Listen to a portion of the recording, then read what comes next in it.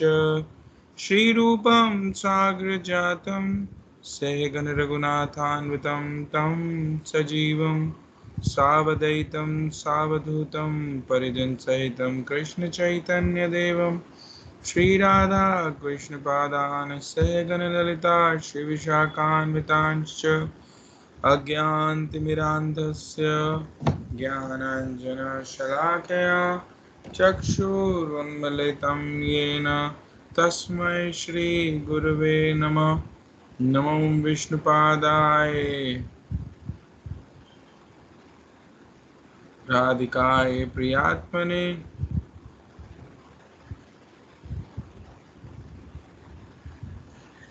श्रीमद्भक्तिवेदान्त नारायणीति नामिने श्रीकृष्ण लीला कथने सुदक्षम औदार्य माधुर्य पुनश्च युक्तम् वरं वरेण्यं पुरुषं महन्तं नारायणं त्वां शिरसा नमामि। वाञ्छाकल्पतरुभ्यश्च कृपासिन्धुभ्य एव च पतितानां पावनेभ्यो वैष्णवेभ्यो नमो नमः।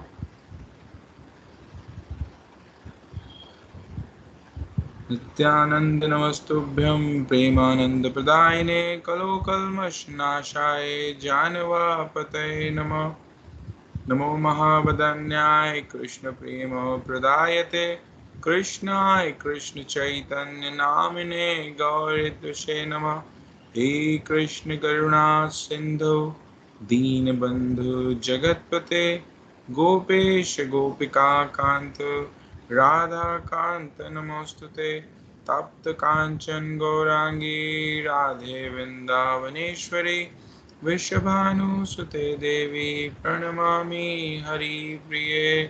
वृन्दाय तुलसीदेव्याय पियाय केशवस्य च कृष्णभक्तिप्रदे देवी सत्यवते नमो नमः।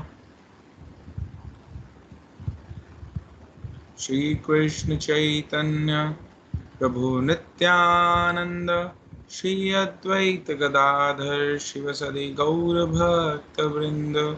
हरे कृष्ण कृष्ण कृष्ण हरे हरे, हरे राम राम राम हरे हरे। हरे कृष्ण कृष्ण कृष्ण हरे हरे, हरे राम राम राम हरे हरे।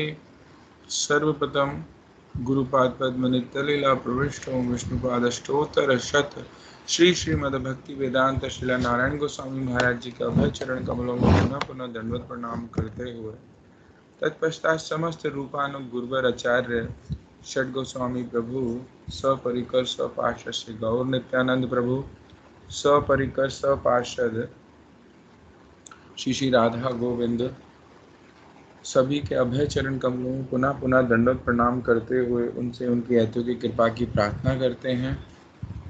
तत्पश्चात श्रील गुरुदेव नित्यलीला प्रविष्ट ओम विष्णुपाद अष्टोत्तर शक्ति श्रीमद् भक्ति वेदांत श्रील नारायण गोस्वामी महाराज श्रील प्रभुपाद भक्ति सिद्धांत सरस्वती गोस्वामी ठाकुर श्रील भक्ति विनोद ठाकुर श्रील बलदेव विद्याभूषण प्रभु श्रील विश्वनाथ चक्रवर्ती पाद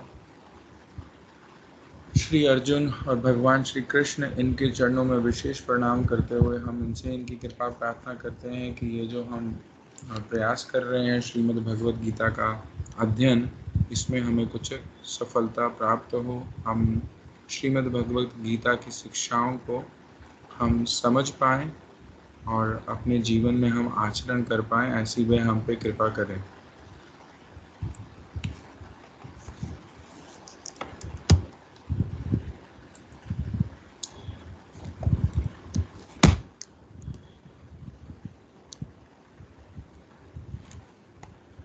हरि बोल।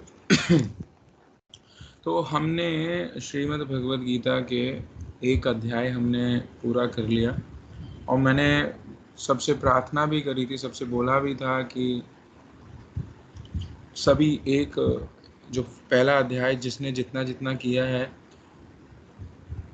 उतने में से प्रश्न बना के आप ग्रुप में पोस्ट कीजिए ताकि हम जितने भी ये 46 श्लोक हैं, इन सभी क्वेश्चंस के हम मतलब इन सभी श्लोकों के आधार पे हम एक क्वेश्चंस का एक पूरा सेट बना के रखें, जिनसे कि अगर हम केवल उन प्रश्नों को ही अगर हम पढ़ लें तो क्या हो कि हमारे क्या है पूरा फर्स्ट चैप्टर रिवाइज हो जाए, है ना। हमें अलग से पूरा पढ़ने की ज़रूरत नहीं, हम उन प्रश्नों पे ही अगर एक बार पढ़ लें तो उसी से हमें पता चल जाएगा कि पहले अध्याय में से हमने क्या क्या पढ़ लिया है, मतलब हमें क्या क्या याद है, और भूल भी रहे हैं तो उन प्रश्नों को पढ़ के हमें चीज़ें याद आ जाए। इस प्रकार से बस एक तरीके से वो पूरे चैप्टर का सारांश सा हो जाएगा, है ना, नोट्स की तरह हो जाएगा। तो और उस तरीके से प्रश्न बनाने के समय पे क्या होता है कि हम थोड़ा सा दिमाग और अच्छे से चलाएंगे, तो उस आधार पे। और अगर पहले मैंने बोला था कि पहले अध्याय से संबंधित अगर किसी का कोई प्रश्न है तो वो भी पूछो, और अगर कोई पूछ नहीं रहा तो मुझे तो फिर यही लगेगा कि हाँ अब सबको सब कुछ क्लियर है, ठीक है ना। तो अब आगे बढ़ते हैं हम। द्वितीय अध्याय पे अब हम चल रहे हैं। तो संजय उवाच, कि अब संजय बोल रहे हैं, दूसरा अध्याय हमने आज शुरू किया है।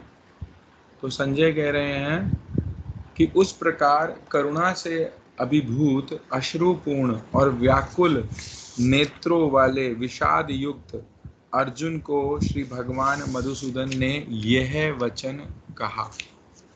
तो अब क्या है, यहाँ संजय बोल रहे हैं कि अब भगवान ने उन्हें कहा, क्या संबोधन किया भगवान को, मधुसूदन।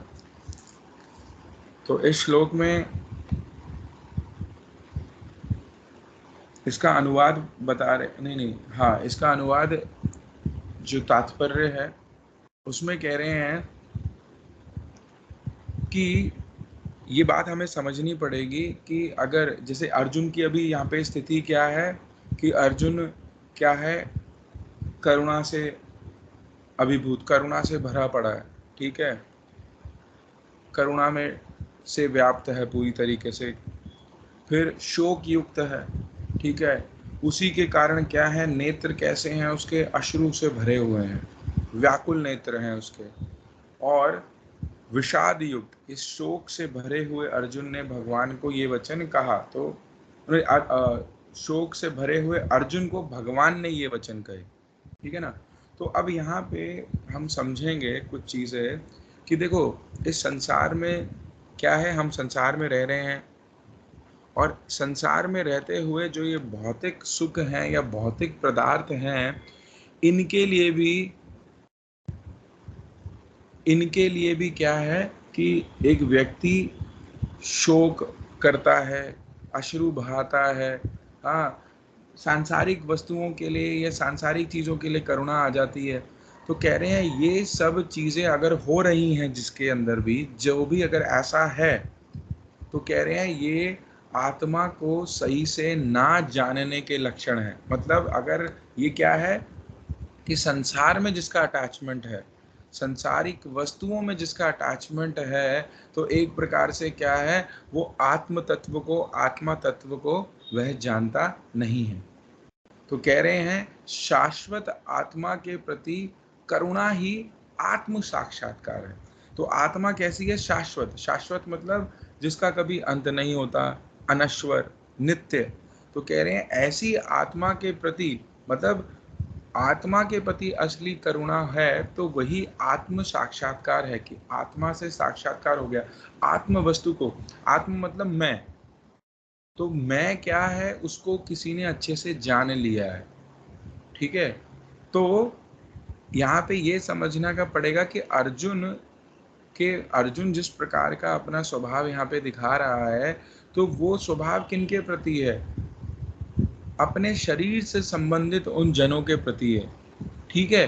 तो ये नहीं कह रहे कि अर्जुन ऐसा है कि वो आत्म तत्व को नहीं जानता है, वो कह रहे हैं कि अर्जुन के माध्यम से भगवान हमें समझा रहे हैं कि जो आत्म तत्व को नहीं जानता, आत्मा को उससे से नहीं जानता है, आत्मा क्या तत्व है, कहाँ से आई, उसका परमात्मा से या भगवान से किस प्रकार का संबंध है, इस संसारिक वस्तुओं से उसका क्या संबंध है, तो वो अगर जो व्यक्ति नहीं जान पाता, इसको समझ पाता, तो कह रहे हैं उसका क्या होगा, ऑटोमेटिकली वो संसारिक वस्तुओं और संसारिक चीजों में ही उसकी आसक्ति, मोह आदि बना रहेगा। ठीक है ना, तो वो आत्मा को कभी पहचान नहीं पाएगा, जान नहीं पाएगा, क्योंकि वो तो अभी पूर्णतः संसार से आसक्त है। तो यही संसार के प्रति, संसारिक वस्तुओं के प्रति जो हमारी आसक्ति है, यही लक्षण ये हमें बताता है कि अभी हमें आत्म साक्षात्कार नहीं हुआ। फिर जिस प्रकार से मधुसूदन जो भगवान का नाम है, उसका हमने पहले भी एक तात्पर्य पढ़ा कि भगवान का नाम मधुसूदन क्या है, कि मधु रूपी जो असुर का जिन्होंने वध किया, जिस असुर का उन्होंने संहार किया, इसलिए उनका नाम मधुसूदन पड़ा। तो इसी प्रकार से अर्जुन भी यहाँ पे, क्योंकि पिछले हमने देखा कि अर्जुन भी एक प्रकार से क्या है, एक ये इस मोह, शोक, ठीक है, अविद्या, अज्ञानता के अंधकार में जो पड़ गया है, ये जो अज्ञानता रूपी असुर इनके हृदय में आ गया है। अज्ञानता कहने का तात्पर्य क्या है, कि वास्तविक ज्ञान नहीं। क्योंकि अगर हम भी संसारिक वस्तुओं के प्रति शोक मोह आदि कर रहे हैं, तो इसका तात्पर्य क्या हुआ, इसका तात्पर्य ये हुआ कि संसार में आसक्ति है, आत्म तत्व को जानते नहीं, आत्म वस्तु की तरफ, या आत्मा का उद्धार कैसे है, किसके साथ संबंध है, उन चीज़ों का हमारे को कोई, हमें उनका कुछ ज्ञान ही नहीं है। तो यही एक प्रकार का अज्ञान है, और इसी अज्ञान के कारण क्या है, इसी संसार में भटक रहे हैं, दुख कष्ट आदि में पड़े हुए हैं। तो कह रहे हैं इस, और शोक में पड़े हुए हैं, भय में पड़े हुए हैं। ठीक है, तो कह रहे हैं इसीलिए यहाँ पे ये चीज कह रहे हैं कि इसी अज्ञानता को दूर कराने के लिए ही क्या है, भगवान को मधुसूदन संबोधित करने का तात्पर्य यही है कि अरे इस मधु रूपी दैत्य का, ये जो शोक रूपी या अज्ञानता रूपी जो ये दैत्य है, आप इसका क्या करो, आप इसका संहार करो। ठीक है, तो कहने का तात्पर्य, हम फिर से इस अज्ञानता को हमें समझना ही पड़ेगा कि वास्तविक रूप से यह अज्ञानता क्या है, कि हम इसी अज्ञानता के कारण ही क्या है, अज्ञानता का मतलब कि असली ज्ञान नहीं है। तो असली ज्ञान क्या नहीं है, कि मैं कौन हूँ। तो इसी वजह से क्या है, हम अपने आप को क्या मान के बैठे हैं, ये जो स्थूल शरीर है, ये जो जड़ शरीर है, हम इसको मैं मान के बैठे हुए हैं, और इसी की ही रक्षा करने में, इसी के ही रख रखाव में पूरी अपनी बुद्धि उसी में डाल रखे हैं। और इससे संबंधित कुछ भी होता है, अच्छा बुरा कुछ भी होता है, तो अच्छा होता है तो हम बड़े हर्ष में हो जाते हैं, और बुरा होने लगता है तो हम बड़े भय में पड़ जाते हैं, शोक में पड़ जाते हैं, इसके प्रति हमारा बड़ा ही मोह है। तो यहाँ पे यही दिखा रहे हैं कि कृष्ण, भगवान श्री कृष्ण अब अर्जुन की स्थिति को समझ रहे हैं, और वो चाहते नहीं थे कि अर्जुन ऐसा दिखाए। तो कहने का तात्पर्य ये है कि हमसे, हमें भी भगवान नहीं चाहते कि हम इस संसार, इस शरीर रूपी हम अज्ञानता में पड़े रहें, कि इस शरीर को ही मैं मान के, और इस शरीर से ही संबंधित वस्तुओं को मेरा मान के इसी अज्ञानता में पड़े रहें। इसी अज्ञानता के कारण ही क्या है, मोह उत्पन्न हो रहा है, शोक उत्पन्न हो रहा है, भय उत्पन्न हो रहा है। तो इसी उद्देश्य को रखते हुए कि इस अज्ञानता का नाश हो, भगवान अब उपदेश, ये जो भगवत गीता का पूर्ण उपदेश दिया है, ये उसी वस्तु के लिए दिया है, इसी चीज के लिए दिया है कि जीव की वास्तविक अज्ञानता दूर हो। क्योंकि हम क्या चाहते हैं, हम सुखी रहना चाहते हैं, हम आनंद चाहते हैं, हम दुख कष्ट आदि नहीं चाहते। तो ये सब चीज़ें क्यों आ रही हैं, क्या इसका वास्तविक कारण है, इन चीज़ों को समझना पड़ेगा। मैं वास्तविक हूँ कौन, कि मैं कौन हूँ, और मुझे बार बार ये दुख कष्ट आदि क्यों आ रहे हैं, इससे कैसे निवृत्ति हो, है ना, मुझे असली में करना क्या है इस संसार में, मेरा वास्तविक, मेरा जो वास्तविक, जो मेरा लक्ष्य है वो क्या है, मुझे क्या चाहिए वास्तविक रूप से।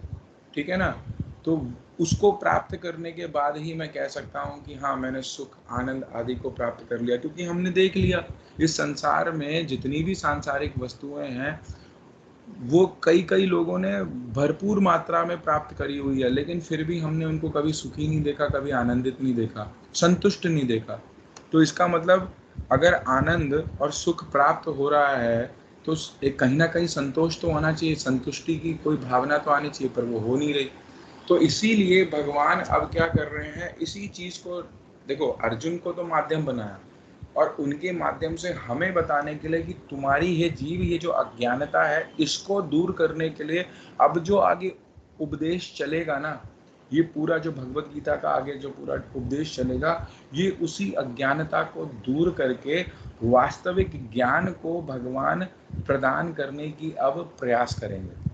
अब भगवान प्रयास करेंगे कि क्या है, ये अज्ञानता दूर हो और जो असली ज्ञान है उसको दिया जाएगा। तो कहने का मतलब क्या है, गिलास खाली है, ठीक है, तो गिलास को भरना है, तो जल डालते रहो, उतना ही जितना गिलास भर रहा है उतना ही खाली हो रहा है, तो जितना ज्ञान लिया जाएगा उतना ही अज्ञान दूर हो जाएगा। तो अब आगे भगवान ने कहा, तो ये पहला श्लोक है जो क्या है, भगवान बोल रहे हैं, कुतस्तवा कश्मलम इदम विश्मे समुपस्थितम अनार्यजुष्टम अस्वर्गयम अकीर्तिकरम अर्जुन। तो यहाँ पे अब अर्जुन को समझा रहे हैं, भगवान कह रहे हैं कि अर्जुन, किस कारण से तुम में इस भीषण विपद काल में अनार्यों द्वारा आचरित स्वर्ग तथा कीर्ति को नहीं देने वाला यह मोह उपस्थित हुआ है। ठीक है, तो कह रहे हैं एक प्रकार से कि ये जो तुम्हारे मन में कश्मलम इदम, कुतस्तवा, कहाँ से आया, किसमें, तुम में, कहाँ से ये कलमश तुम्हारे हृदय में कहाँ से आ गया। अभी इस समय समझो कि अभी जो समय है वो कैसा है, तुम तो यहाँ युद्ध के मैदान में हो, है ना, और ये बड़ा ही एक विपद अवसर है, विषम अवसर है, क्या युद्ध का मैदान है, युद्ध का समय है। इस समय तुम्हारे मन में ये कलमश कहाँ से आया, कौन सा कलमश, ये मोह रूपी कलमश तुम्हारे हृदय में कहाँ से आ गया। और अगर ये है तो इसके कारण से क्या हो रहा है कि ये जो तुम कर रहे हो ये अनार्यों द्वारा आचरित है, मतलब कि, और अनार्य द्वारा आचरित है, तथा ये क्या करेगा, तुम्हें स्वर्ग तथा कीर्ति को प्राप्त करने से रोकेगा। ठीक है, अर्थात ना तुम्हें उच्च लोकों की प्राप्ति होगी और क्या मिलेगा, केवल केवल अपयश ही मिलेगा। तो इसके भावानुवाद में भगवान ये कह रहे हैं,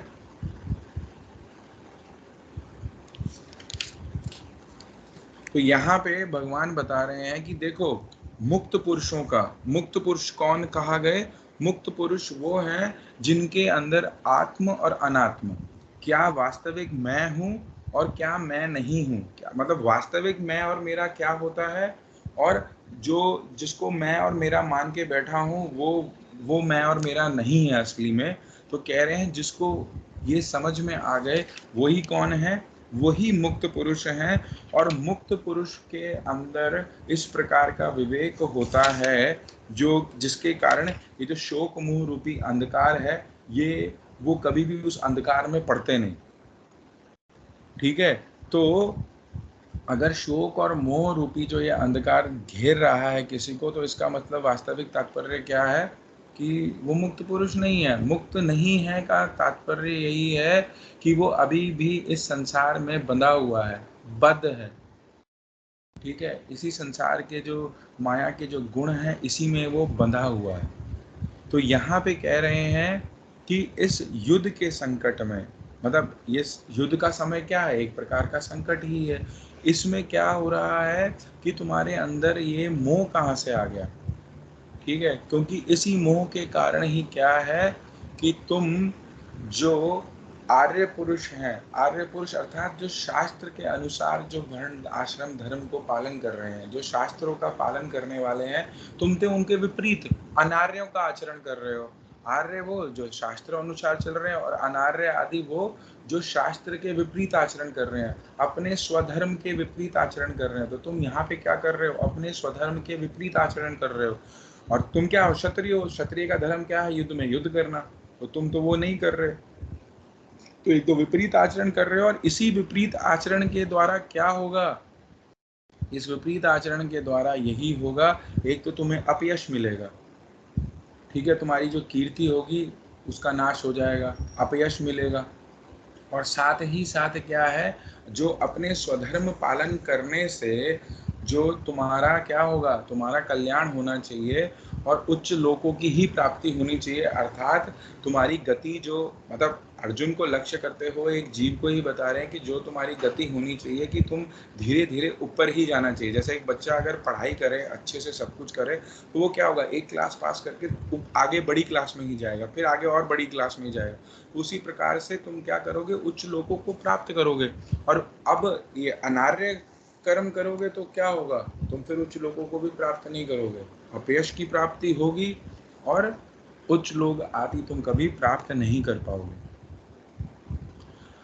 अब गुरुदेव जो टीका दे रहे हैं उसमें बता रहे हैं कि देखो, संजय तो ये सारी बात बता रहा है, किसको पता चल रही है, धृतराष्ट्र को। तो यहाँ पे इन सारी बातों को सुन के ना धृतराष्ट्र का हृदय बड़ा आनंदित हो रहा है। क्या आनंदित हो रहा है कि भाई अर्जुन तो अब लग रहा है युद्ध करेगा नहीं, है ना। और अगर अर्जुन इसी तरीके से हथियार डाल देगा, ये भी कह रहा है ना कि मैं तो निहत्था ही रहूंगा, वो अगर मेरे को मारने भी आएंगे तो भी मैं उनके हाथों मरने के लिए तैयार हूँ, आदि आदि ऐसी ऐसी बातें बोली हैं अर्जुन ने। तो ये बड़े खुश हो गए, ठीक है। कह रहे देखो अर्जुन तो धार्मिक है ही, और इस प्रकार का जो धर्म का एक अलग ही जो पहलू है वो भी इसके हृदय में जाग गया है। क्या जाग गया है, करुणा जाग गई है, ठीक है। अहिंसा परमो धर्म परम धर्म अहिंसा है, उस प्रकार का ये धर्म, इसके इस नीति का पालन करते हुए वो युद्ध को छोड़ रहा है, उसके हृदय में बड़ी करुणा आ गई है, ठीक है। तो बड़े ही सोच रहे हैं कि बहुत अच्छी बात है। कौन कौन सोच रहा है, धृतराष्ट्र सोच रहा है कि बड़ी ही अच्छी बात है कि अगर अर्जुन नहीं लड़ेगा, अब अर्जुन नहीं लड़ेगा तो क्या हो जाएगा कि धीरे धीरे ये सभी पांडव, क्योंकि अर्जुन इतना बड़ा योद्धा है, अर्जुन अगर नहीं लड़ेगा तो फिर वो पांडव भी सारे ऐसे ही हैं, वो भी फिर नहीं लड़ेंगे, और एक प्रकार से क्या हो जाएगा, अरे युद्ध टल जाएगा। और युद्ध अगर टल गया तो देखो कितनी अच्छी बात है, बड़े ही निर्विघ्न रूप से बिना किसी बाधा के क्या होगा, ये राज्य मेरे ही पुत्रों के पास रहेगा, मेरे पुत्रों को ही प्राप्त हो जाएगा, ठीक है। तो इसीलिए इस जो भाव धृतराष्ट्र के अंदर आ गया, इसी चीज को संजय भाप गए, तो कह रहे हैं अरे रुको। तो इसीलिए कह रहे हैं कि इस प्रकार से भगवान ने कहा, अर्जुन की ये दशा देख के आप तो बड़े आनंदित हो रहे हो, हाँ बड़े खुश हो रहे हो, पर यहाँ पे समझना क्या हो गया कि धृतराष्ट्र ये मत सोचना, जो तुम सोच रहे हो ये ऐसा ऐसा कुछ नहीं होने वाला। देखो अभी बात सुनो पूरी, कि भगवान क्या कह रहे हैं, ठीक है, कि अर्जुन की ऐसी स्थिति देख के भगवान ने उसकी हाँ में हाँ नहीं मिलाई, ना ही उसकी उपेक्षा कर दी या कर दिया कि चलो भैया ठीक है जैसे बोल रहे हो ठीक है, जो तुम चाहते हो अर्जुन, बहुत अच्छी सोच लिया तुमने, ठीक है ऐसा ही करते कहते ना। उन्होंने ऐसा नहीं किया, उल्टा क्या कह रहे हैं, कहते हैं अर्जुन, इसीलिए क्या नाम दिया, मधुसूदन, मधुसूदन करके संबोधित किया। किसने संबोधित किया, संजय ने, कि अर्जुन के हृदय में ये जो विषाद रूपी, जो शोक रूपी जो ये दैत्य आया है ना, भगवान ने इसका वध कर दिया, और इसका वध करने के लिए ही, वध करने के उद्देश्य से ही भगवान क्या कर रहे हैं, उसको अर्जुन को उपदेश दे रहे हैं, अर्जुन को समझा रहे हैं, और बोलते हुए ही बोल रहे हैं भगवान का स्वभाव कैसा है, दुष्ट दुष्टता का दलन करना, ठीक है ना। तो यहाँ देख रहे हैं कि ऐसा इसके हृदय में इस प्रकार का कल्मश आ गया है, ठीक है। तो इसीलिए क्या करेंगे, इस कल्मश को दूर करेंगे, और उसके जो तुम जो मतलब एक तरीके से दुर्योधन उसके लिए, धृतराष्ट्र के लिए, कि तो तुम्हारे हृदय में वो आ गया ना बड़ा संतोष सा कि अब मेरे पुत्रों का कुछ होगा नहीं, मेरे पुत्रों को मतलब बिना किसी बाधा के, बिना युद्ध के राज्य मिल जाएगा। कहते हैं रुक जाओ, अभी भगवान क्या करेंगे, इसके हृदय में से इस कल्मश को दूर करके निकाल के और पुनः शक्ति संचरित करते हुए दुष्टों का दलन करेंगे। भगवान कैसे हैं? दुष्ट दलन करने वाले हैं, दुष्टों का नाश करने वाले हैं, अधर्मियों का नाश करने वाले हैं। तो ये जो अर्जुन के हृदय में जो ये क्या नाम है, ये जो मोह रूपी शोक रूपी जो असुर हुआ ना, इसका तो दलन करेंगे और उसके अंदर शक्ति संचरित करते हुए, अर्थात विचारों की शक्ति संचरित करते हुए उसको भी दुष्ट सलन स्वभाव में प्रतिष्ठित करेंगे, अधर्मी दलन स्वभाव में प्रतिष्ठित करेंगे कि अधर्मियों का, दुष्टों का तुम्हें नाश करना है। ठीक है। और इसी प्रकार से भगवान उसको बोल रहे हैं कि तू क्या कर रहा है, क्या कर, ये अनार्य आचरण मत कर, तुम आर्य है, तू क्या है, तेरे स्वधर्म से या वर्णाश्रम धर्म से तुम क्या हो, तुम क्षत्रिय हो, क्षत्रियों को ये बातें शोभा नहीं देती, उसको युद्ध करना चाहिए, अगर तुम ऐसा करोगे तो क्या होगा, अरे तुम्हें उच्च लोगों की प्राप्ति नहीं होगी, तुम्हें अपयश प्राप्ति होगी। तो कह रहे हैं एक प्रकार से भगवान ने यहाँ पे एक टॉन्ट अर्जुन को मार दिया, कस दिया। ठीक है। तो इसी प्रकार से ये दूसरा श्लोक,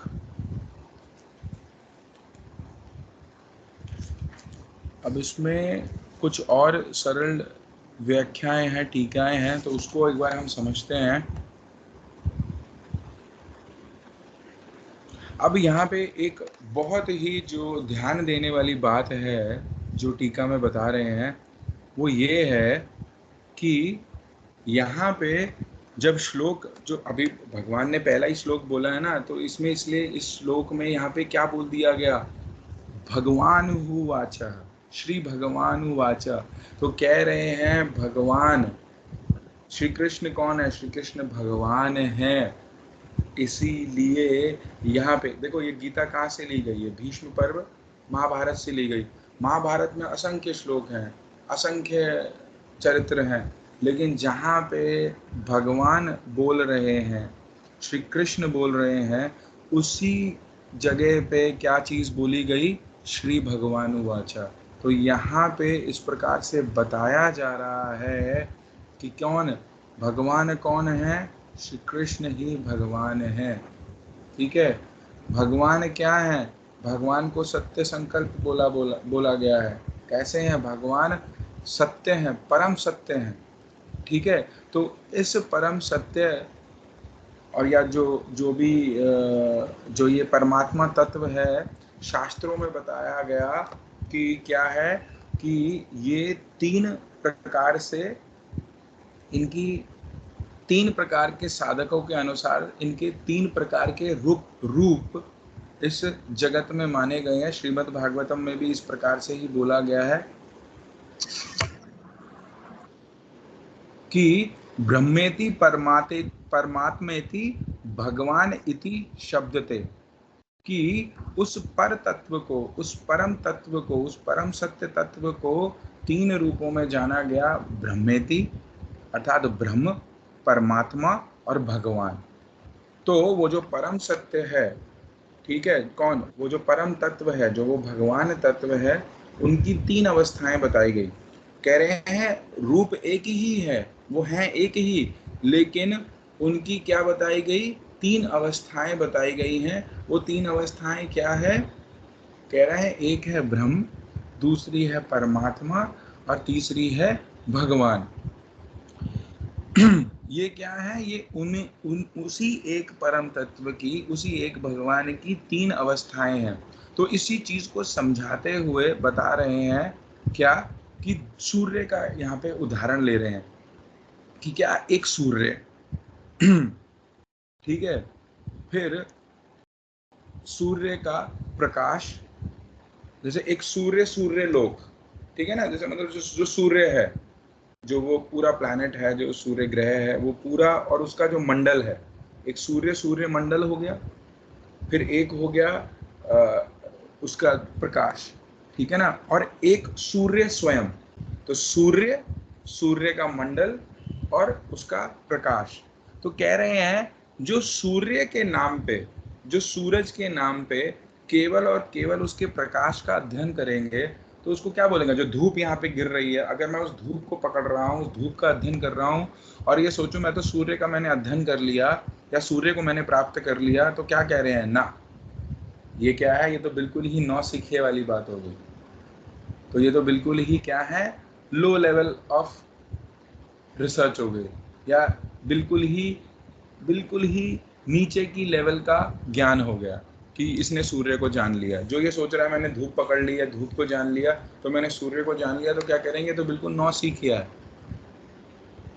फिर उसके बाद कहते हैं कि कोई उससे थोड़ा सा और आगे जाके बढ़ता है, तो कह रहे हैं जो सूर्य मंडल है, मतलब सूर्य नहीं, जो सूर्य के आसपास का जो मंडल है, कोई उसको पकड़ लेता है या उसको जान लेता है, तो कह रहे हैं कि वो उससे तो, वो धूप से तो ऊंचा उठ गया, वो कम से कम सूर्य मंडल में तो उसने प्रवेश किया, सूर्य मंडल तक को तो जाना। तो कह रहे हैं उसका ज्ञान का लेवल कुछ और उच्च हुआ, और कह रहे हैं उच्चतम ज्ञानी कौन हुआ, जिसने बिल्कुल सूर्य में एंटर कर लिया, जो वास्तविक सूर्य में ही चला गया, वास्तविक सूर्य को ही पकड़ लिया, वास्तविक सूर्य की ही प्रॉपर्टीज, गुण आदि, उन सब चीजों का वो अध्ययन करने लगा डायरेक्ट, वो बिल्कुल सूर्य के संपर्क में डायरेक्ट है। तो कह रहे हैं इसी प्रकार से क्या है कि इस परमात्म तत्व को, इस परम तत्व को के जो तीन रूप हैं, इनको इस रूप से समझना चाहिए। जैसे जो सूर्य की जो धूप हमारे पास गिर रही है, ये समझ लो उस परम तत्व का, इसकी तुलना कर लो उससे, ब्रह्म से। क्योंकि ब्रह्म शास्त्रों में क्या बताया गया कि ये ब्रह्म क्या है, ये प्रकाशमय है। जो ब्रह्म को मानते भी हैं, वो ब्रह्म को कैसे मानते हैं कि ब्रह्म ज्योति स्वरूप है, केवल प्रकाश है ना। तो कह रहे हैं ये क्या है, ये वास्तविक रूप से भगवान के ही अंग से निकली हुई प्रकाश है। और वो भी कहाँ से बता रहे हैं कि भगवान के चरणों के जो अंगूठे का जो नख है, उससे जो दिव्य प्रकाश निकल रहा है, ये वो प्रकाश है। फिर उसके बाद आता है परमात्मा। तो परमात्मा क्या है, परमात्मा का मतलब कि कुछ एक स्वरूप के, अब ब्रह्म तो कैसा मान लिया गया, ब्रह्म का कोई रूप नहीं होता। तो जैसे रोशनी का, प्रकाश का कोई रूप नहीं है, तो उसी प्रकार से ब्रह्म का कोई रूप ही नहीं है, क्योंकि वो तो प्रकाश में मान लिया। अब परमात्मा क्या है कि परमात्मा का स्वरूप माना गया, कुछ उसका रूप माना गया। तो जब दूर से हम सूर्य को देखते हैं, तो सूर्य का मंडल भी है, जो आसपास का उसका मंडल है, तो वो भी क्या है, वो सूर्य में इंक्लूडेड ही लगता है। तो उसका एक रूप दिखता है, हम यहाँ से सूर्य को देखते हैं तो गोल सा या कुछ तक दिखता है, ठीक है ना। तो जो सूर्य अभी हम दर्शन कर रहे हैं, वो सूर्य मंडल के साथ का है। तो कह रहे हैं इसलिए उसका जो उसी की तुलना परमात्मा से कर दी गई कि उसको उसका कुछ स्वरूप माना गया, ठीक है। परंतु जो वास्तविक सूर्य है, जिसका आधार वो सूर्य मंडल भी है और धूप भी है, जो उन दोनों चीजों का जो मूल है, वो कौन है, सूर्य से ही तो आए हैं वो दोनों चीजें। तो कह रहे हैं वही मूल कौन है, वो भगवान है। तो अर्थात ब्रह्म और परमात्मा का भी मूल, या उनका भी जो कह रहे हैं बेस है, ठीक है ना। तो वो कौन है, वो कह रहे हैं भगवान ही हैं। तो जैसे धूप की और सूर्य मंडल की भी जो सत्ता है, वो किससे प्रकाशित है, वो सूर्य से ही प्रकाशित है, वो सूर्य पे ही डिपेंड कर रहे हैं। सूर्य नहीं तो ये दोनों भी नहीं।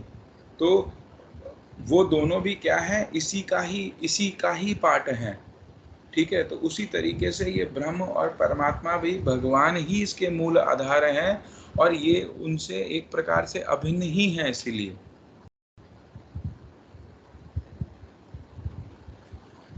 तो इसीलिए कह रहे हैं, जो अब तीन प्रकार के ये परम तत्व के स्वरूप बताए गए, तो कह रहे हैं इन्हीं तीन प्रकार के साधक भी हो गए। तो इन साधकों की अब हम लेवल भी देख सकते हैं। अगर जो ब्रह्म के अध्ययन में लग गया है, ब्रह्म को ही पूर्ण मान के बैठा है, तो उसको अपने आप समझा जा सकता है कि वो बड़े अभी लो लेवल का है।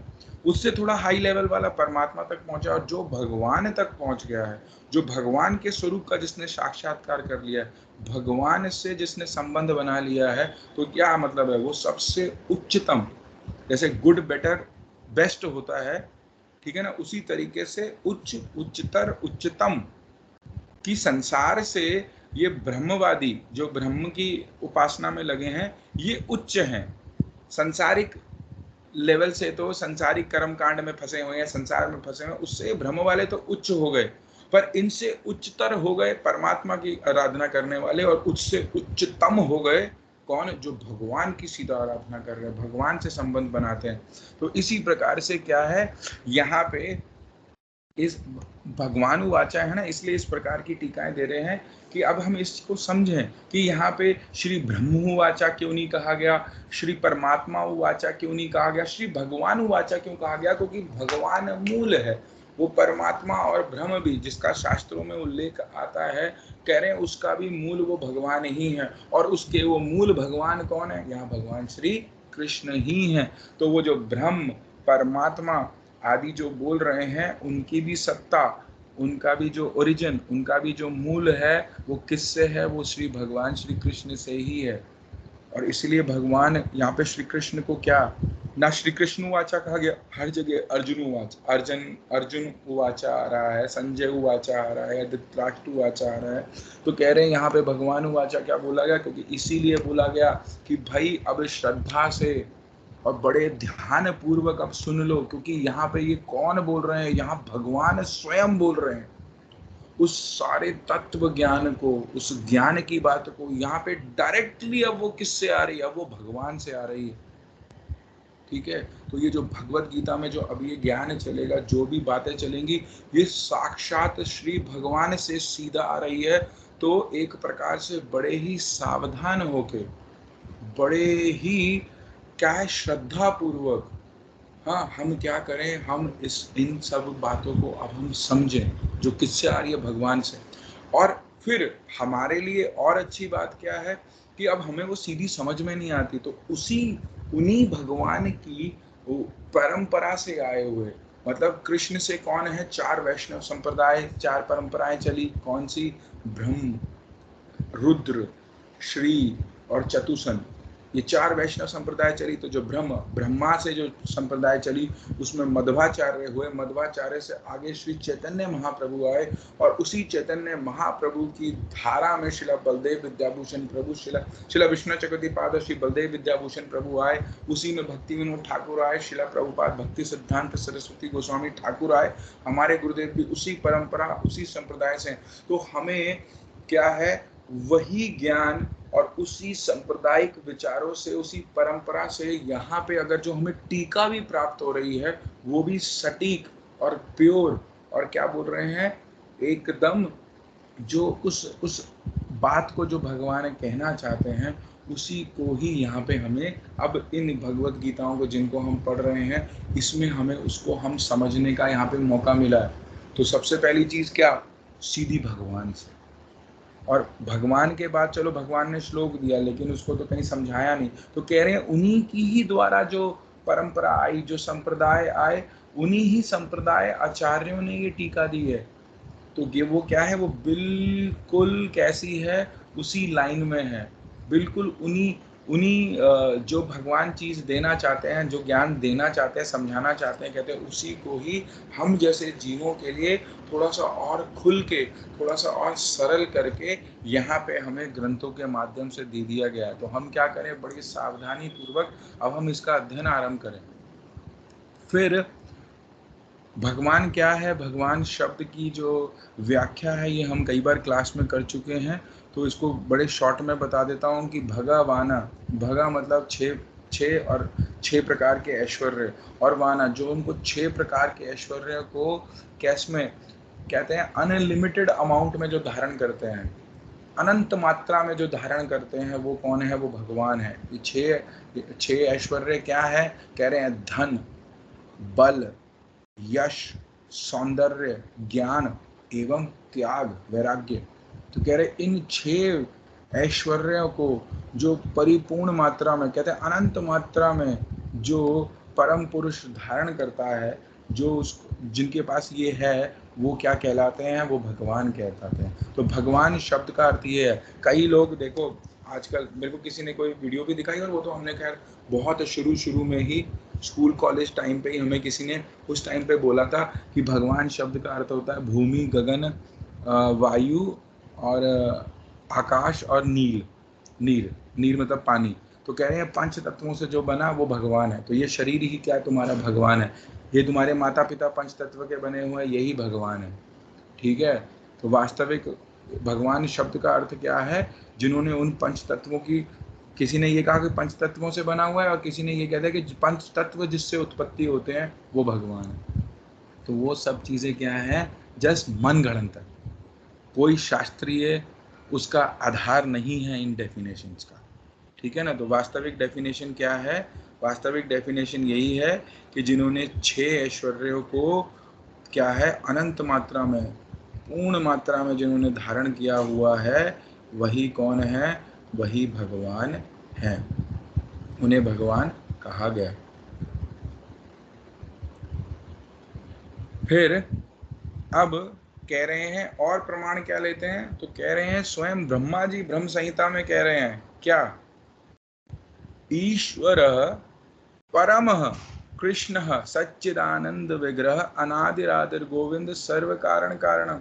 तो कह रहे हैं अरे और प्रमाण और जगह से भी ले लेते हैं। स्वयं ब्रह्मा, सृष्टि करते ब्रह्मा, गुणावतार भगवान के ब्रह्मा जी स्वयं कह रहे हैं अरे ईश्वर नहीं, परम ईश्वर कौन है? श्री कृष्ण। कैसे हैं? अनादिर आदि, कहते हैं क्या है ना, उनका वो ही सबके आदि हैं। ठीक है, अभी सभी कारणों के वो कारण हैं कौन? भगवान श्री गोविंद। ठीक है, इसी प्रकार से भागवतम में भी कहा गया एतेश चांस कला पुंसः कृष्णस्तु भगवान स्वयं। ठीक है ना? कहने का तात्पर्य क्या कि कृष्ण ही क्या है? स्वयं भगवान है, मूल अवतारी श्री कृष्ण है, बाकी सब क्या है? उनके अंश और कलाएं हैं। ठीक है, तो मैं इसीलिए आज, हालांकि मैंने कहा था कि अगली क्लास हम भगवान के अवतार लेंगे, लेकिन आज इसलिए रुक गया कि मैंने कहा यहाँ पे इस श्लोक में इसकी अपने आप थोड़ी सी व्याख्या आ रही है, और फिर इसके बाद ही, मतलब इसी श्लोक के तुरंत बाद ही हम क्या कर लेंगे? हम उन चीज़ों को और अच्छे से समझ लेंगे।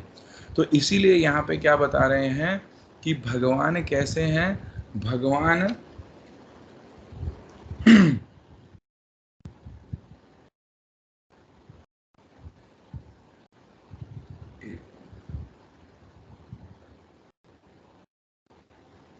हाँ, तो ये बताएगा कि भगवान कौन है, कि जो मूल अवतारी हैं, जो भगवान हैं वो कौन है? भगवान श्री कृष्ण ही हैं। सभी क्या हैं? या तो सभी उनके अंश हैं या फिर क्या हैं? कलाएं हैं। तो इस बात को यहाँ पे समझना पड़ेगा कि अंश और कला का मतलब क्या है, कि कुछ कुछ भगवान के क्या होते हैं, जो भगवान से स्वांश, जो भगवान से डायरेक्ट एक्सपैंड, जिनकी एक्सपेंशन है, जो भगवान से सीधा निकले हैं, जो अवतार निकले हैं, वो अंश बोले गए।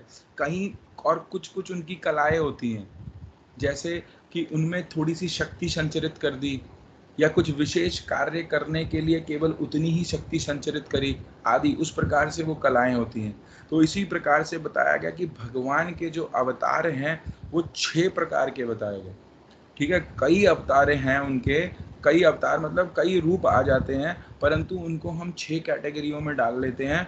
तो इनको हम समझ सकते हैं, जैसे जैसे जैसे भगवान की एक्सपेंशन होती जा रही है वैसे ही क्या हो रहा है उनका, हम जगत के हिसाब से समझते हैं। तो जैसे हम इस जगत को समझते हैं तो कैसे समझते हैं? यहाँ के समय को समझें कि जगत बना कैसा है, कि यहाँ पे क्या है कि यहाँ पे मनवंतर होते हैं, मनवंतर के और नीचे आते हैं तो युग होते हैं। ठीक है, तो ये याद रखेंगे, मनवंतर हो गए, युग हो गए। ठीक है, तो उससे पहले सृष्टि जो लीला होती है, वो सृष्टि लीला शुरू किससे होती है? सृष्टि लीला शुरू होती है कारणोदक्षाय विष्णु। तो भगवान के पहला प्रकार का अवतार बोला गया पुरुषा अवतार। कि पुरुषा अवतार कौन है? कि भगवान 3 पुरुष अवतार लेते हैं। ठीक है, प्रथम पुरुष, द्वितीय पुरुष और तृतीय पुरुष, यही 3 पुरुष अवतार ये सृष्टि लीला का कार्य करते हैं। ये सृष्टि लीला भगवान के ये 3 अवतार करते हैं। तो इनको कौन सा बोला गया? पुरुषा अवतार। प्रथम पुरुष, द्वितीय पुरुष, तृतीय पुरुष, ये 3 पुरुषा अवतार भगवान लेते हैं। पहले पुरुष अवतार है कारणोदक्षाय विष्णु, दूसरा पुरुष अवतार है गर्भोदक्षाय विष्णु, तीसरा है गर्भोदक्षाय विष्णु। इन तीनों पुरुषावतार किस लिए हुए हैं? ये सृष्टि लीला, ब्रह्मांड लीला के लिए। कारणोदकशाई विष्णु क्या करते हैं? कारणोदकशाई विष्णु, महाविष्णु, इनका एक और नाम महाविष्णु, ये क्या होते हैं कि इनके मान लो एक एक एक एक श्वास से अनेक अनेक ब्रह्मांड बनते हैं एक छोड़ने पे, और एक श्वास खींचने पे वो सभी अनंत ब्रह्मांडों का क्या होता है? प्रलय हो जाती है। ठीक है, तो ब्रह्मांडों को मान लो जैसे हम, वो बच्चा खेलता है ना साबुन के पानी में कुछ डाल के और वो फूंक मारता है तो कई सारे बुलबुले निकलते हैं, तो समझ लो एक एक बुलबुले, कोई छोटा कोई बड़ा, कोई बहुत बड़ा कोई बहुत छोटा, इस प्रकार से असंख्य ब्रह्मांड आ गए। ठीक है, तो केवल उदाहरण मात्र के लिए बता रहा हूँ, केवल अपनी जड़ बुद्धि को समझाने के लिए कि कुछ होता होगा, परंतु हम समझने के लिए कि चलो ब्रह्मांड ऐसे समझ लो। तो कह रहे हैं एक एक वो जो गोल गोल बुलबुला है उसे ब्रह्मांड अगर हम मान ले, तो उस एक एक ब्रह्मांड के अंदर भगवान का दूसरा पुरुषावतार घुस जाता है और उस ब्रह्मांड को, आधे ब्रह्मांड को अपने पसीने से भर देता है, और वो ब्रह्मांड के गर्भ में जाके, बिल्कुल सेंटर में जाके वो स्थित हो जाते हैं। वो कौन है? गर्भोदक्षाई विष्णु, जो ब्रह्मांड के गर्भ में चले जाते हैं। और उसी गर्भोदक्षाई विष्णु, तो मतलब कारणोदक्षाई विष्णु या महाविष्णु कितने हुए? एक। और गर्भोदक्षाई विष्णु कितने हुए? जितने ब्रह्मांड उतने गर्भोदक्षाई विष्णु हो गए। तो एक एक गर्भोदक्षाई विष्णु क्या करते हैं? एक एक ब्रह्मांड में है, और उन्हीं के, और उस ब्रह्मांड के जो ब्रह्मा है वो उनकी नाभि में से एक कमल निकलता है, और उसमें उस रिस्पेक्टिव ब्रह्मांड के, जिस ब्रह्मांड के वो गर्भोदक्षाई विष्णु है, उसी ब्रह्मांड के ब्रह्मा जी वहां पे प्रकट होते हैं। ठीक है, फिर जो ये ब्रह्मा जी सृष्टि करते हैं, जो भगवान महत तत्व देते हैं, ये जड़ तत्व माया के द्वारा प्रकट करवाते हैं, और ब्रह्मा जी उन जड़ तत्वों से क्या करते हैं? सृष्टि करते हैं।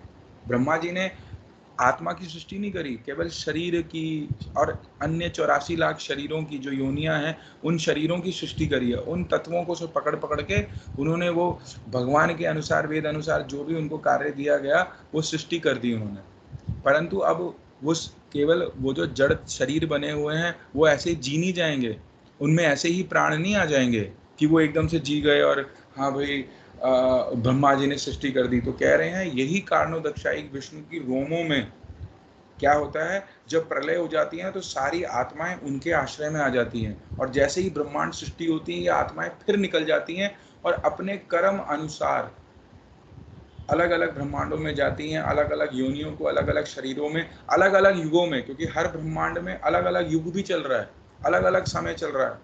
इतना सुंदर सेटअप है भगवान का, हम सोच भी नहीं सकते हैं। इस तरीके से बनाया हुआ कि किसी को उस मनवंतर, उसमें, उस युग में, उस समय, उस चतुर्युगी में, या जिस तरीके से भी जाना है वो उस तरीके से जा रहा है अपने कर्म अनुसार। और उसके शरीरों की सृष्टि किसने करी? ब्रह्मा ने। अब जब शरीर में, इस जड़ शरीर में जब आत्मा चली जाती है ना, तो उस आत्मा के जाने से भी केवल वो शरीर जी नहीं उठता। तो कह रहे हैं फिर क्या होता है? कहते हैं वहाँ उस शरीर में फिर क्या होता है कि जो भगवान का तीसरा पुरुषावतार है, जो कि है क्षीरोदक्षाई विष्णु, वो क्या करते हैं? वो परमात्मा रूप में हर एक शरीर में प्रविष्ट कर जाते हैं, हर एक शरीर में। तो जब तक वो परमात्मा प्रविष्ट नहीं करते हैं तब तक वो जीवित भी नहीं होता। आज जो हम जीवित है ना, तो केवल अकेली आत्मा की वजह से नहीं है, उसके अंदर जो परमात्मा भी है, परमात्मा के साथ आत्मा और परमात्मा जब दोनों इस शरीर में हैं तभी ये शरीर जीवित है। पहले परमात्मा इस शरीर से निकल जाते हैं, फिर आत्मा निकाली जाती है। ठीक है, इसीलिए इस बात को समझना जरूरी है क्या, कि आत्मा और परमात्मा दोनों इस शरीर के अंदर हैं, ये शरीर जी रहा है। तो शरीर किससे बना हुआ है? हमने इसको भी पहले क्लासों में डिस्कस किया हुआ है। 24 तत्वों से बना हुआ है। एक सूक्ष्म शरीर है, एक स्थूल शरीर है। स्थूल शरीर 20 तत्वों से बना है, सूक्ष्म शरीर 4 तत्वों से बना है, और उसके बाद जीवित जो शरीर हम जिसको बोल रहे हैं उसके अंदर 2 तत्व और आ जाते हैं, क्या? आत्मा और परमात्मा। तो ये परमात्मा कौन है? ये क्षीरोदक्षाई विष्णु है। तो आज तक जिसको हम परमात्मा परमात्मा बोलते हैं, तो वो परमात्मा कौन है? ये क्षीरोदक्षाई विष्णु ही वो परमात्मा है। ठीक है ना? तो ये क्या है, ये है कुछ सृष्टि लीला। ठीक है, तो ये तीन पुरुषावतार, जो तीन पुरुष हैं, प्रथम पुरुष, द्वितीय पुरुष, तृतीय पुरुष, ये तीन पुरुष क्या कर रहे हैं, इस सृष्टि लीला को पूर्ण कर रहे हैं। ठीक है, तो ये हो गए भगवान के पुरुषावतार।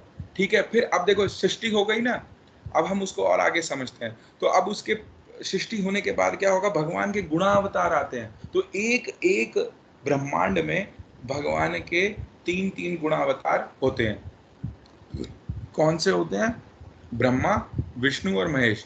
तो यहाँ पे जो जो विष्णु हैं वो कौन से हैं, वो गर्भोदक्षाई विष्णु है। वो कौन से हैं, वो गुणावतार है। ठीक है ना, वो हर एक ब्रह्मांड के अपने एक एक है ना। हाँ देखो, कारणोदक्षाई विष्णु, महाविष्णु कितने हो गए, एक ही है वो तो टोटल। गर्भोदक्षाई विष्णु कितने हो गए, गर्भोदक्षाई विष्णु जितने ब्रह्मांड हैं उतने ही गर्भोदक्षाई विष्णु हैं। और शिरोदक्षाई विष्णु कितने हैं, जितनी जीवात्माएं, जितने जीव हैं प्रकट में उस समय जी रहे हैं, उतने ही शिरोदक्षाई विष्णु। ठीक है ना। तो आगे है गुणावतार। अब गुणावतार क्या होता है कि गुणों, तो रजोगुण को धारण करके ब्रह्मा हो गए, सतोगुण को धारण करके विष्णु हो गए, हाँ, और तमोगुण को धारण करते हुए महेश, शिव, शंकर हो गए। तो ये तीन कौन है, ये गुणावतार है। ये तीनों हर हर ब्रह्मांड के अलग अलग हैं। ठीक है, इस बात को भी यहाँ पे समझना। हमारे जो शिव हैं, हमारे जो ब्रह्मा हैं, वो हमारे इस ब्रह्मांड वाले हैं। उन दूसरे ब्रह्मांड वालों के अपने अलग शिव ब्रह्मा हैं, और गर्भोदक्षाई विष्णु उनके भी अलग है और हमारे भी अलग है। तो इस प्रकार से ये अलग अलग ब्रह्मांडों का हो गया। तो ये कौन सा हो गया, पहला अवतार कौन सा है, कैटेगरी पुरुषा अवतार। दूसरा है गुणा अवतार। अब ब्रह्मांड आ गए, सब कुछ हो गया, ठीक है, सृष्टि आदि हो गई, जीवात्माएं चली गई, परमात्मा घुस गए, सब हो गया। अब उसके बाद कह रहे हैं भगवान के, अब जो उन ब्रह्मांड में जो भगवान के अवतार आदि होते हैं, कई अवतार होते हैं, कैसे, जैसे मत्स्य अवतार हो रहा है, कूर्म अवतार हो रहा है, वरा अवतार हो रहा है, धन्वंतरी हो रहा है, हाँ, वामन अवतार हो रहा है, परशुराम अवतार हो रहा है, राम हो रहा है, बलराम हो रहा है, बुद्ध, कल्कि, कृष्ण, मोहिनी, जितने अभी अवतार हो रहे हैं, नरसिंह, ये सब क्या है, ये कह रहे हैं ये लीला अवतार है। भगवान आ रहे हैं, कुछ कुछ लीलाएं करके यहाँ से जा रहे हैं। मतलब ये जो रूप हैं भगवान के, ये नित्य हैं। ये बैकुंठ एक और लोक है जो भगवान का लोक है। बैकुंठ समझ लो, जैसे इंडिया बोल देते हैं, भारत बोल देते हैं, वैसे ही बैकुंठ है। ठीक है, उसी भारत के अंदर अलग अलग राज्य हैं, अलग अलग वो हैं एरिया। तो जैसे दिल्ली है, मध्य प्रदेश हो गया, यूपी हो गया, गुजरात हो गया, ऐसे ही उस वैकुंठ के अंदर एक नरसिंह लोक है, उसके अंदर एक बामन लोक है, उसके अंदर अयोध्या राम लोक है, साकेत धाम बोला गया उसको। उसी के अंदर गोलोक वृंदावन धाम है जहाँ कृष्ण है, उसी के अंदर मथुरा धाम है, उसी के अंदर द्वारका धाम है। मतलब वो भगवान का जो रूप है, जो जो अवतार यहाँ पे वो दिखाते हैं, वो नित्य हैं। वो वहाँ पे अपने अपने लोक हैं, उनके त्रिविक्रम लोक है, वरा लोक है, हाँ। इस तरीके से उन जो जो भगवान के रूप यहाँ आके लीलाएं करते हैं और फिर चले जाते हैं, प्रकट होते हैं, लीलाएं करते हैं, फिर प्रकट हो जाते हैं, वो अपने धाम से आते हैं और अपने धाम को वापस चले जाते हैं। वो वहाँ नित्य अपने धाम में अपने भक्तों के साथ, अपने परिकरों के साथ नित्य लीला कर रहे हैं, परंतु लीला के उद्देश्य से ही इस ब्रह्मांड में प्रकट होते हैं। तो उन अवतारों को क्या कहा गया, लीला अवतार, तीसरी कैटेगरी। फिर अब मैंने बताया था ना कि जैसे जैसे समय होता है, तो हमारे यहाँ पे समय का सिस्टम क्या बताया था, हमने ये डिस्कस भी किया था। जैसे ब्रह्मा जी का एक दिन, एक दिन का मतलब कितना, एक कल्प। एक कल्प कितना होता है, 14 मनवंतर। ठीक है, एक मनवंतर कितना होता है, 71 चतुर्युग। एक चतुर्युग कितना होता है, 4 युग। तो अगर हम उस कल्प को ब्रह्मा जी के एक दिन में देखें, तो भगवान लीला अवतार भी कर रहे हैं, और साथ ही साथ क्या देख रहे हैं हम कि उसके अंदर मनवंतर है। तो कहेंगे कि मनवंतर अवतार, भगवान का जो चौथी कैटेगरी है, कितने हैं, मनवंतर अवतार। तो कह रहे हैं कितने मनवंतर हैं, 14 मनवंतर हैं। तो उसी तरीके से 14 मनवंतर के 14 मनवंतर अवतार हैं। अलग अलग मनवंतर में अलग अलग अवतार है। ठीक है, ये मुझे नाम याद नहीं है, ये हम बुक में देख लेंगे। एक ग्रंथ है बृहद भागवतामृतम, उसमें रूप गोस्वामी जी ने बहुत डिटेल में बताया है। फिर वो है मनवंतर अवतार कि अलग अलग 14 मनवंतर हैं, तो 14 अवतार हैं। फिर उसके बाद आ गया और मनवंतर से हम नीचे आए समय में, तो और क्या बचा, अब तो युग बचा। तो कितने युग हैं, 4 युग हैं। 4 युग कौन से हैं, सत्ययुग, द्वापर, त्रेता, कली। तो कह रहे हैं इसी प्रकार से 4 युग में 4 युगावतार हैं। तो 4 युगावतार के नाम नहीं है, उनके वर्ण बताए गए हैं। क्या, शुक्ल मूर्ति, रक्त मूर्ति, कृष्ण मूर्ति, पीत मूर्ति। ठीक है, कि ये उस वर्ण में, उस कॉम्प्लेक्शन के युगावतार होंगे। ठीक है, तो किसी किसी युग में क्या होता है, लीला अवतार आते हैं, तो लीला अवतार के अंदर ही युग, उस युग के अवतार उसी के अंदर मिलके आ जाते हैं। थोड़ा सा कॉम्प्लिकेटेड लगेगा, समझ में शायद इतनी जल्दी ना भी आए, परंतु बस अभी थोड़ा सा, बस एक रफ आइडिया के लिए हम ये बोल भी रहे हैं कि युगा अवतार भी होते हैं। तो युगा अवतार उनके कॉम्प्लेक्शन से बताए गए। ठीक है ना। तो जैसे मान लो राम अवतार होना है, तो राम जी कौन से युग में आएंगे, राम जी आएंगे द्वापर में, ओ त्रेता में। तो उस त्रेता में राम जी तो आ रहे हैं, लीला अवतार तो आ रहा है, राम रूप में भगवान आ रहे हैं, और जो युग अवतार है वो उस राम के अंदर ही मिलके आ जाएगा, राम जी में ही मिलके आ जाएगा। अलग से युग अवतार नहीं होगा। तो राम जी कब आते हैं, देखो ये भी बोला गया कि भगवान जो है, भगवान का जो अपना रूप है वो क्या है, ब्रह्मा जी के एक दिन में एक ही बार आते हैं। तो ब्रह्मा जी का एक दिन कितना, क्या हुआ, एक कल्प। तो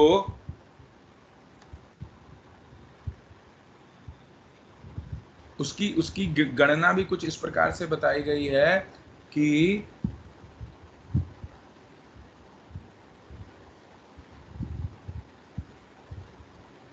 थोड़ा सा मैं कंफ्यूज हो गया यहाँ पे, कि अलग अलग चतुर्युगी में, अलग अलग मनवंतर में भगवान का मूल अवतार आता है। ये मैंने कहीं नोट किया हुआ था, मैं भूल गया एकदम, बोलते बोलते अभी थोड़ी देर पहले याद था, दिमाग से एकदम से निकल गया।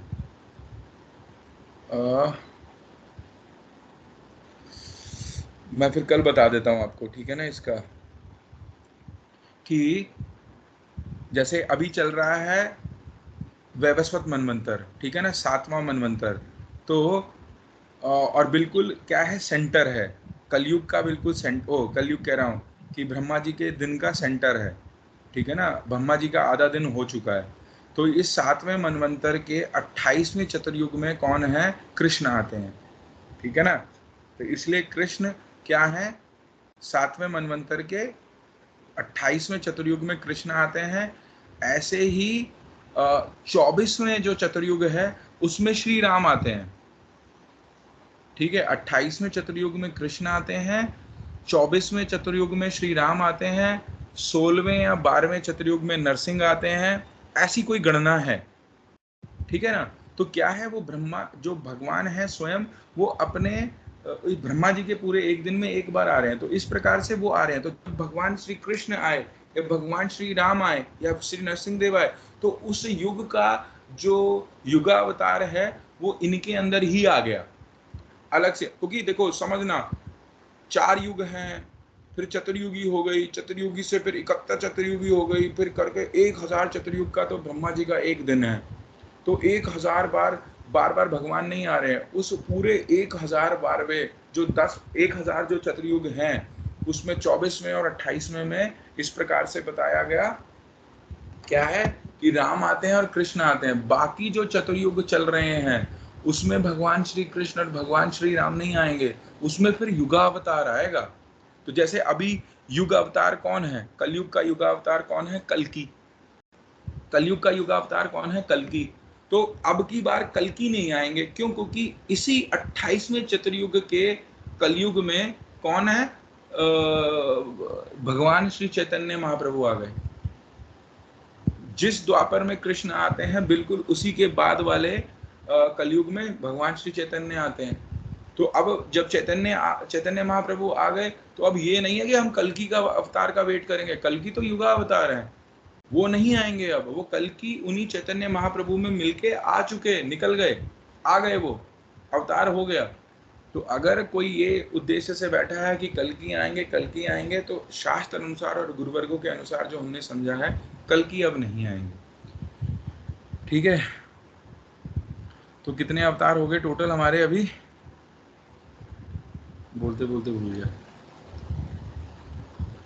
एक हो गया हमारा पुरुषावतार, फिर हो गया आपका गुणावतार, फिर हो गया युगावतार, और बीच में लीला अवतार हो गया, युगावतार हो गया, मनवंतर अवतार हो गया।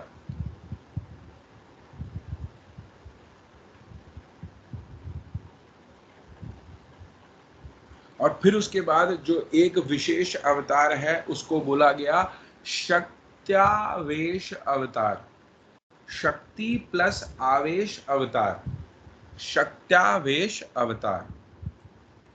ठीक है, तो ये 6 कैटेगरी ऑफ अवतार हैं। शक्तावेश अवतार है कि शक्ति और आवेश लेके भगवान किसी जीव में वो दे देते हैं। समझना, अलग से कोई रूप नहीं ले रहे भगवान, किसी जीव के अंदर वो डाल देते हैं अपने शक्ति को, अपने आवेश को। आवेश मतलब क्या? मैं प्रभु हूं, मैं भगवान हूं। कहीं कहीं पे केवल शक्ति डालते हैं, कहीं कहीं पे शक्ति और आवेश दोनों डाल देते हैं। तो वो क्या है? शक्तावेश अवतार। केवल शक्ति संचरित करी, किसी जीव में थोड़ी सी शक्ति डाल दी, उससे कुछ कार्य करवाना था विशेष, तो वो कौन सा हो गया? वो शक्ति अवतार हो गया। परंतु क्या है? शक्तावेश अवतार। तो शक्तावेश अवतार में क्या आ गए?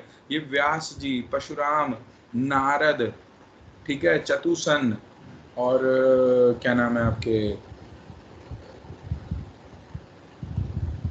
तो ये सब क्या है? ये भगवान के शक्तावेश अवतार हैं कि इनमें शक्ति संचरित कर दी या पूर्ण आवेश भी संचरित कर दिया।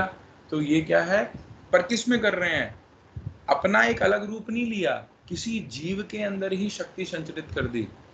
तो वो क्या हो गया? वो हो गया शक्तावेश अवतार। तो इस प्रकार से क्या है, भगवान के 6 प्रकार के अवतार हैं। तो इसको आज लिख लो, एक बार थोड़ा सा सुनना, रिकॉर्डिंग में भेज दूंगा, फिर कल एक बार और दोबारा डिस्कस कर लेंगे, कोई दिक्कत नहीं है। आराम से चलेंगे, समझ के चलेंगे, ठीक है ना? तो फिर पुनः हम इसको डिस्कस कर लेंगे कल। अगर अभी किसी का कोई प्रश्न है तो वो पूछ सकता है।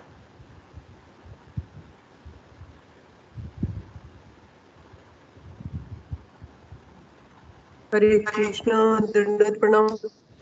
हरे कृष्णा।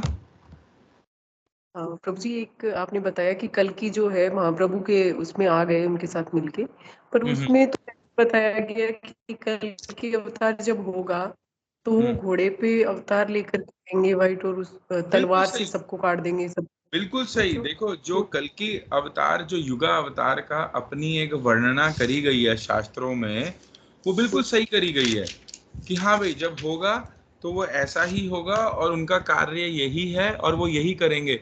परंतु साथ ही साथ में ये भी कहा गया, जब स्वयं भगवान आ गए। यहाँ समझना, चैतन्य महाप्रभु कोई वो नहीं है, अंश या वो सब चीजें नहीं है, वो तो स्वयं श्री कृष्ण ही है।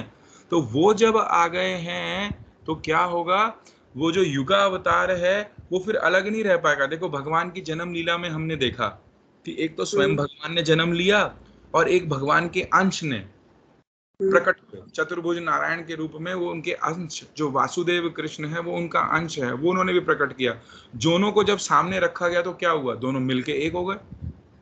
अरे वो उसी में से निकला है, अपने मूल में ही मिल गया।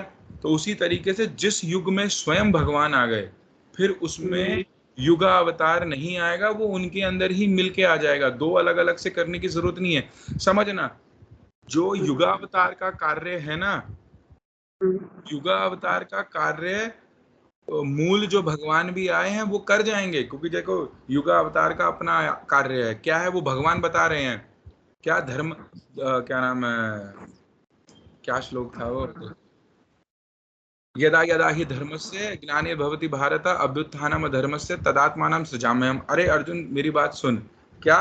कि जब जब धर्म की हानि होगी तब तक मैं अवतार लूंगा। तो वो किन से अवतार की बात हो रही है? कि जब जब युग धर्म का पालन करना होगा, युग धर्म को स्थापन करना होगा, तो अर्जुन मैं आऊंगा। ठीक है, पर जब भगवान स्वयं आ रहे हैं तो वो क्या करेंगे? कह रहे हैं अरे युग अवतार ने तो युग धर्म पालन करवाना था, युग धर्म स्थापित कराना था। भगवान के मूल अवतार में आगे वो युग धर्म का भी पालन कर जाएंगे, स्थापन कर जाएंगे। अब कलयुग धर्म क्या है? कलयुग केवल है नाम आधार, सुमिर सुमिर नरत उतर ही पारा। हमने ये पढ़ लिया क्या कि महाप्रभु किस लिए आए? महाप्रभु केवल हरिनाम संकीर्तन देने नहीं आए, वो तो गौण कारण है, वो तो युग धर्म है। तो युग धर्म का तो स्थापना कर गए महाप्रभु। अब अलग से युगावतार को आके युग धर्म की स्थापना करने की आवश्यकता नहीं है। और जैसा हमने सुना कि कलगी आएंगे, दुष्टों को, असुरों को अपनी तलवारों से मार जाएंगे, ये कर जाएंगे, तो यहाँ पे समझना पड़ेगा कि महाप्रभु किस अस्त्र को छोड़ गए, नाम रूपी अस्त्र को छोड़ गए। अब ये जो नाम है और भगवान किस कैसे आते हैं, भगवान का कहा ना कि कृष्णो वर्णम तुषा कृष्ण सांगोपांग अस्त्र पार्षदम, तो वहां पे भगवान के अस्त्र को बता दिया गया। महाप्रभु को इस श्लोक में, भागवतम के श्लोक में भगवान के अस्त्र को बता दिया गया। क्या अस्त्र बताया? नाम रूपी अस्त्र। किसके साथ आए हैं? अपने अंग के साथ आए हैं, उपांग के साथ आए हैं, अपने पार्षदों के साथ आए हैं और अपने अस्त्र के साथ आए हैं। तो कलगी अपने अस्त्र के साथ हैं, तलवार है, जो भी है। तो ऐसे ही जो मूल भगवान आए श्री चैतन्य महाप्रभु, वो अपने अस्त्र के साथ आए, नाम रूपी अस्त्र के साथ। तो युगावतार उसके अंदर मिल गया। तो अब जो युगावतार अपने अलग से तलवार लेनी थी, उसकी आवश्यकता ही नहीं है, क्योंकि जो स्वयं भगवान आ गए अपने अस्त्र के साथ। तो उन्होंने तो क्या कर दिया, ये अस्त्र को तो बांट दिया सब में। अब इस अस्त्र से क्या होगा, जो जो इस अस्त्र का शरण ग्रहण करेगा, वो अपने अंदर से ही धीरे धीरे धीरे धीरे उस बुरे असर को खत्म कर लेगा। जितना ये नाम रूपी अस्त्र फैलेगा, तो युग धर्म तो स्थापित हो ही गया। युग धर्म तो देखो वैसे भी नाम था, तो वो तो महाप्रभु स्थापित कर ही गए, वो तो गौण कारण है। लेकिन उससे भी बहुत मुख्य मुख्य कारण भी भगवान दे गए। और वो कौन दे सकता है? तो स्वयं भगवान ही आके दे सकते हैं। वो युगावतार कभी नहीं दे पाएगा। तभी तो कहा, तभी तो ये चीज भी बड़ी देखो, महाप्रभु की ही महिमा में बोला गया, क्या अनर्पित चरिम चिरात करुणावती में कलो। तो जो अनर्पित चरिम चिरात चरम काल से, युगों से, मनवंतरों से जो अनर्पित था, जो दिया नहीं गया, वो देने आए। तो कह रहे हैं कि पूर्व के जो मुख्य अवतार भी थे, मुख्य जी थे, या स्वयं भगवान भी थे, कृष्ण राम आदि थे, या जो बाकी अन्य भी युगावतार आए, अरे भैया कई मनवंतरों से वो इन्होंने ये चीज दी नहीं। जो किसने दे दी? जो महाप्रभु ने स्वयं आके दे दी। क्या? उन्नत उज्ज्वल रसाम स्वभक्ति श्रियम। तो वो जो हम सुनते हैं, तो वो एक चीज उस तरीके से महाप्रभु के उसको बता दिया गया। तो ये चीज हम मानेंगे भाई, हम गौड़िया वैष्णव संप्रदाय से हैं, और शास्त्रों को जिस प्रकार से हमने उस संप्रदाय विचार से लिया है, तो हमें पता है कि अब कल की आएगा नहीं, क्योंकि वो महाप्रभु के साथ ही मिलके आ गए। बस उन्होंने प्रोग्राम में थोड़ा चेंजिंग हाँ जी, यानी उन्होंने प्रोग्राम में थोड़ा चेंज कर दिया है ना, वो अरे सब कुछ चेंज वाले नहीं, पे समझना, देखो दीदी, ये डिफॉल्ट समझो, ये चेंज नहीं है, ये व्यवस्था ही ऐसी है। ये व्यवस्था ही ऐसी है क्या, कि जब वो खुद गए, तो युग अवतार को अलग से जाने की जरूरत नहीं है। अरे युग अवतार किस में से निकलेगा? उन्हीं में से तो निकलेगा, उन्हीं का ही तो अंश है। तो कहना भैया उसको अलग से क्यों भेजूं, मैं जा ही तो रहा हूं, मेरा ही अंश है ना। हाँ जी वो तो जब मैं जा रहा हूं, तो वो मेरे साथ तो वो जा ही रहा है। हाँ, ये है कि समय का थोड़ा सा अंतराल हो गया, ये यहाँ शुरू में ही आ गए कलयुग में, वो कलयुग के थोड़े अंतिम में आते हैं। तो इसीलिए यहाँ पे बोला गया हमारे पूर्व आचार्यों ने कि ये नाम संकीर्तन ही इस कलयुग को एंड कर देगा। और देखो, हम तो ये सोचते थे कि भाई जैसे जैसे कलयुग बढ़ रहा है, ये नाम संकीर्तन खत्म होगा, पर हम देख रहे हैं कि अपसंप्रदाय वाले लोग भी हों, चाहे कैसे भी हो, कोई भी हो, मायावादी भी हो, वो भी नाम जप रहे हैं। चाहे वो दिखाने के लिए जप रहे हो, लोकाकर्षण के लिए जप रहे हो, अपनी प्रतिष्ठा के लिए जप रहे हो, पर वो भी नाम महिमा पे आजकल बोल रहे हैं, वो भी नाम करवा रहे हैं, है ना। वैसे विचार यही है कि ब्रह्म में लीन होना है, लेकिन फिर भी क्या कर रहे हैं, हरे कृष्ण महामंत्र के कीर्तन चल रहे हैं उनके पंडालों में, या नाम के कीर्तन चल रहे हैं, चाहे कुछ भी हो। तो देखा जाए तो इस तरीके से महाप्रभु स्थापित कर गए। तो हम तो इसको पिछले 50 साल में देखेंगे तो नाम प्रचार तो ज्यादा हो गया, ठीक है। हम ये नहीं देख रहे कि जो शुद्ध नाम है वो कितना हो रहा है, वो अभी पता नहीं, परंतु फिर भी गौण नाम हो रहा है, तो कम से कम गौण फल तो देगा ही देगा।